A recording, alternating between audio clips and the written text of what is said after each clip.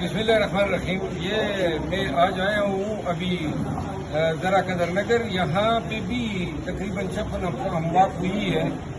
और ये जो शख्स है जिसमें मैंने हाथ डाला हुआ है, मोहम्मद शेर, ये उधर इस्लामाबाद क्लिनिक में टैक्सी चलाता है। इसके ख़ानदान के 30 अफराद जो हैं वो सैलाब या ये जो आफत थी वो बहा के ले गई, और इसमें से अभी कितनी डेड बॉडीज मिली है? 18 मिली है। 18 की डेड बॉडीज मिली। इसमें इसकी बीवी, बच्चे, भाई और भाइयों की वाइफ्स, पूरा खानदान 5 लापता है। 5 भी लापता है। बहरहाल ऐसे लोग हैं जो रोजगार, ये हुई इसलिए वजह नहीं है टैक्सी तो इस्लामाबाद में चलाता था।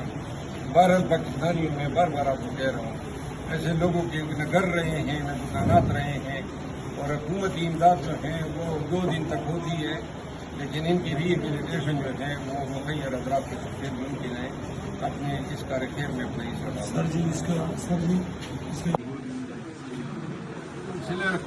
मोहम्मद रहमान नामी शख्स, ये भी इसी गाँव का रिहायशी है।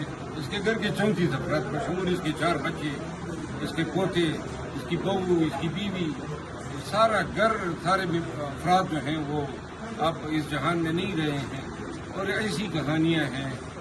ये इन लोगों के चेहरों पे आपको जो कैफियत नज़र आती है, इसका मदावा जो है वो तो अल्लाह की ज़ात कर सकता है जो नुकसान हुआ है, लेकिन इंसानी बुनियादों पे, इंसानी नाते और इस रिश्ते के नाते जो भी आप लोग पाकिस्तानी इन लोगों के दुकानात, मकानात, नुकसानात पूरा करने में अपना किरदार अदा कर सकते हैं। आइए बुनियर के इन लोगों से मिलिए और यकीन करें कि इन की इंसानियत की खिदमत जो है वो आपकी उम्र ज़िंदगी में कामयाबी का बाइस बनेगा।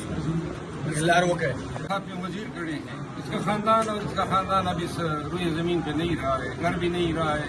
इसके बीवी बच्चे, इसके बीवी बच्चे, भाई सब दे गए हैं। और ये दास्तान हर दूसरे शख्स से हमें मिलने को उनकी ज़बान से मिल रही है।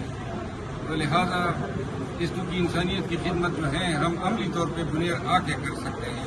तबाही बहुत ही ज़्यादा है, बहुत ही ज़्यादा तबाही है। जो मीडिया ने बयान की है वो यकीन भी नहीं।